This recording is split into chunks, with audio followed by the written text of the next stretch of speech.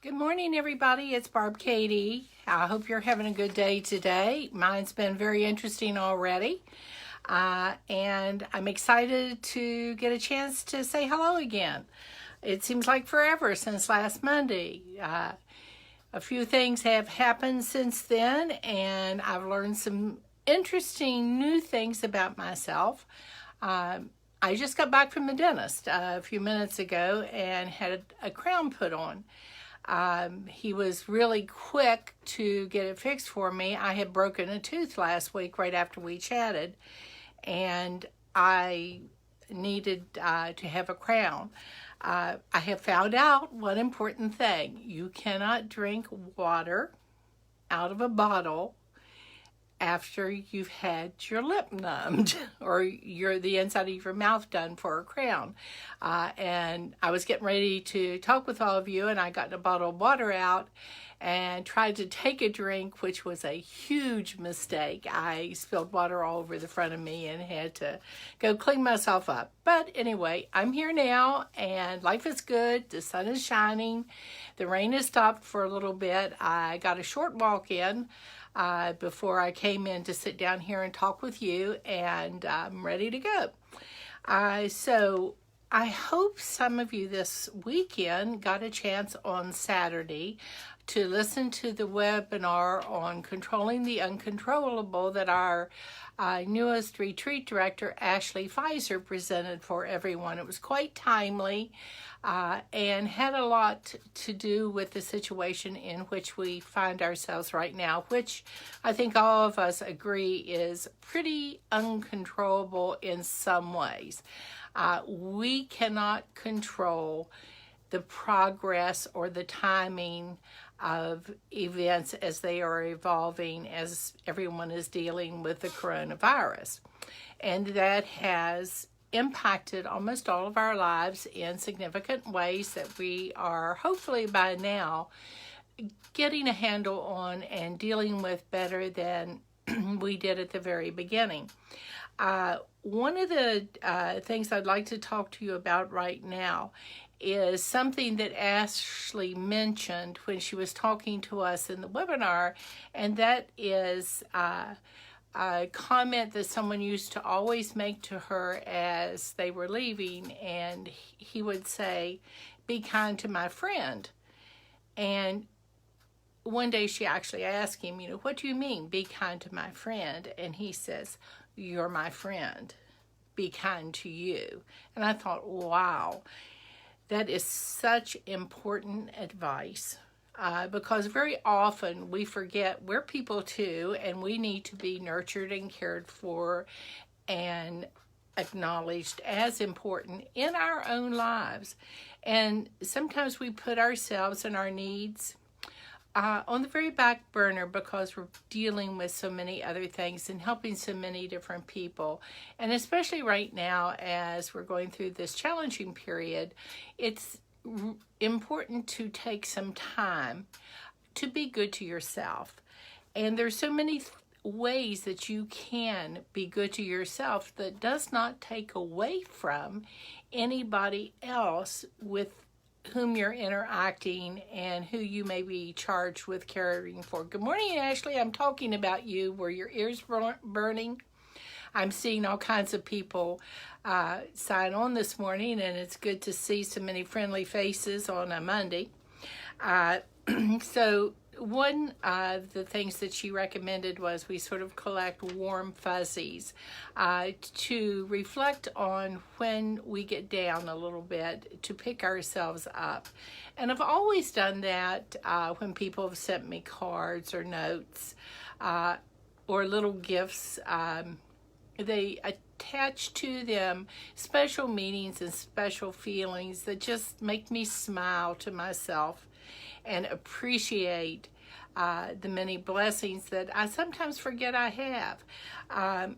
And if you're like me, you sometimes need to remind yourself of the good things in our lives rather than the challenges that we're all facing, because all in all, we have many, many good things to be grateful for in our lives. One of the things I keep reminding myself of every day when I get up is, this will pass. This is not always going to be the way it is, and aren't I lucky? One of the things that gave me pause, and I reflected on a good bit, was why some of us seem to be struggling. And I think a lot of it has to do is when we were sent home from work or said to stay in and stay safe, everything that we normally did altered somewhat. Those of us who have kids or grandchildren that we intend to chauffeur here, there, and everywhere and meet their schedules suddenly did not have that time constraint anymore. Those duties, those demands, those responsibilities, they simply no longer existed. If we were working and we were furloughed or assigned work at home, then we no longer had to get ready to go into work, and that part of our day also got disrupted, as did coming home. Just the whole day, the whole process, the whole demand on our time, all of our schedules altered and changed. But just because that part of our life changed doesn't mean that you can't plan your day in a meaningful way. Your day doesn't just have to be sitting at home in sweats saying to yourself, I am so bored. There are plenty of things you can do that are fun, that give you pleasure, that are important, that are meaningful or productive, that you can look to incorporate in your day now that you are in your home space. And I think it takes some time to reorient yourself and figure out, what can I do here that will give me purpose again? How am I going to plan this day so it just doesn't evolve, and at the end of it I'm saying to myself, well, that was interesting. Did I accomplish anything? Did I do anything? What was the purpose for this day? Because a lot of us seem to be purpose driven. One of the things that I have found that I can take time to do is be more creative in the kitchen. Some of you have been doing awesome work in your kitchen since you've been home. And the best thing about it is you've been taking the time to share a picture of some of your healthy meals. I don't know about you, but I like flavorful food. I like my food to look pretty. And I enjoy getting ideas from other people. So maybe when you take the time to fix yourself a meal, you could take an actual picture of it and post it and give us a recipe, or at least the main ingredients in your recipe, and tell us how quickly it was prepared. Did you use things you had on hand? Did you have to figure out the next time you went to the store what you needed to buy to make sure you had the ingredients you needed? Help us by showing us those skills that you have, because taking time to eat healthy right now is critically important for all of our well-beings and the well-beings of anyone in our household that we may be helping as well. I know I have a neighbor he's 2 houses up from me, and he does not cook. And he was getting Meals on Wheels and some other help that has sort of quit being as frequent as he was used to. So those of us in the neighborhood have been sort of helping him, and in turn that has helped us, because we take the time to, when it's our day to take care of him, to make sure that we cook particularly healthy meals that taste really good, that he's going to enjoy, so that we can leave him at his front door and give him a call and say, your food's ready. And that does a lot for us. It does a lot for him. And it helps us focus on doing what we can instead of calling for fast food pickup or delivery, which is not particularly helpful to me anyway when I'm trying to work at losing some weight. By the way, I did call my weight recorder before I logged in with you all, and I had another loss this week, so voila, I'm excited about that. The other thing I found is that so many people are saying, I can't move. Well, yeah, you can. If you can get up off the couch and go out and stare at the kitchen cupboards, you can move a little bit. And most of us live in a place where we can move outdoors a little bit if at all possible, but we can walk at least around our living quarters. One of the coordinators has been posting a video for her members on one of her websites. She's from Florida, and she goes out and walks around the house while she talks to everybody. And all she does is just walk around the property, but she's out in the sunshine, out in the fresh air. She's getting some exercise. She's breathing deeply. She's relaxing in the sunlight, and that's got to make your day better when you can just get outside for a little bit and take a break from being inside. Another thing that I have learned is it's important to turn off the news.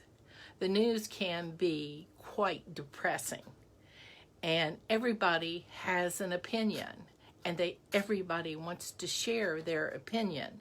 So I've just been taking a health break from the news for 99% of my day. I usually turn it on once before I eat dinner. Now I'm not sure if that's a good idea or a bad idea, because it could, maybe if it was upsetting news, lead me to overeat more or to totally lose my appetite. I'll have to give that some thought. But by limiting the news, I find that I am truly in a better mood most of the time. I don't need to be a news junkie and watch the news all day long. It doesn't change that much anyway. It just sort of repeats. Another thing that I have been doing is taking some time to just simply breathe deeply. To go out, again, I like to sit on the back porch. I'm a big fan of fresh air. I take some music out with me. I listen to the music, sit in the sunshine. Sometimes I read. Sometimes I just look at the neighborhood, watch the birds. They're all nesting right now, and that's always fun to watch them doing. We have a bunny that's under the shed out back, and he comes out and visits every once in a while, and that's a nice break. But I've been taking what I call mental health breaks. Another thing that I have worked at doing is how to organize my time around the house in manageable schedules throughout my day, so that I actually have a plan for the day, that the day just does not happen serendipitously. When you're on your usual activity schedule, you have certain things you do in the morning, certain things you do in the afternoon, etc. And I've been trying to look at being more organized here at home. Just because I have more time does not mean I have time to waste. I actually can have time to do things more productively and accomplish some things that maybe I've been putting off. So I've been focusing on moving. I've been focusing on meals. I've been wearing my mask when I go outside, and it's ever so attractive. But if that is what's required, that is what we need to do. We want to be safe, and we want to make sure others remain safe as well. The gentleman I was talking about that we take meals to, I am so very careful with everything I do, because it would truly break my heart if I did something carelessly that would cause him to be at risk. So it is always in my mind that it's just not me, but I need to be aware and protect others. Another thing that I have been really focusing more on is trying to share positive messages in meaningful ways with friends, families, and acquaintances as well. I think right now all of us hunger for connection, and to be able to take a little time to reconnect with people I don't always have an opportunity to stay connected with has been very, very helpful. So that again is another area that I have been developing that is helping me make these days seem purposeful and productive as an individual. I've been setting small goals, working to accomplish each of them. I know Ashley, when she did the webinar on Saturday, she said she had set as one of her small goals cleaning off her desktop. Well, you notice you cannot see my desktop. Well, there's a reason for that. I have not accomplished that small goal yet, though I do think it's one that I'm going to add to my list for this week. And if so, I may give you a quick tour of the desk. Right now, I have piles. I know what is in each pile, but they certainly are not neat and tidy. They are sort of in a random chaos that could be tidied up a bit. So that's a project for a day this week in the near future. Something else that I've been thinking about is how to readjust to this situation for whatever period of time it takes, and what it'll be like then when we change again, when things do get back to more like the way they were before the shutdowns and the quarantines began. Somebody just empathized with me about my desk. I think all of us have a sort of display menagerie on our desks at times that would cause other people to despair. When I'm thinking of readjusting, one of the things that is so important to me is being able to get back out to my chapter on a regular basis. And I thought to myself, why are you delaying that? It's not on hold. You check in every week with your weight recorder, just like usual. You go in, you get on the scale, you report your weight. Now, when I'm at meeting, the weight recorder weighs me and tells me what my weight is. But I can do the same thing for myself and be accountable in that way. Every Monday, the same time that I would do it if I were at my meeting, I can talk with my weight recorder. Throughout the day, our chapter has been able to get in touch with each other. Some of us have tools and skills that have allowed us to look at each other and talk in real time, which is really helpful. Those of us who don't have actually been on the phone more and communicating in that way so that at least we can hear each other's voices. So while it's different, it's the same. And I guess that's one of the things I realized this week is I'm still accountable. I'm still a TOPS member. I still care for and love my fellow members in my chapter, and they me. And we're still connected, and we're still focused on trying to be as healthy as we can possibly be as we continue our life journey. That was a realization. Different isn't as different as it may first appear, and that was a huge comfort for me. When I look at my week, I can, in fact, have every day productive, purposeful, and helpful, not just to me, but to other people. I can still do my job. I can still help other people who may need some assistance. My skills did not quit. My abilities did not go on holiday. They have not been confined. They're just being shared in a different way. So maybe this week you too can find new ways to share your strengths, your skills, your complete your purpose. Maybe redefine how you do it, but you can still do the things that are most important that will help you and will help each other. That's basically all I have for today. I am thrilled to have gotten back from the dentist. I think in about an hour, I will again be able to take a sip of water out of a bottle without having it spill all down the front of my blouse, and that would give me great pleasure. I hope that you all will find ways this week that you can share with us, because we need your input. If you cook a nice meal, please take time to take a picture of your plate and post it in our Tops group. If you are out and about practicing social distancing but getting some fresh air, or in your home finding a way to move a little bit more, take a picture. Give us some of your helpful ideas and suggestions.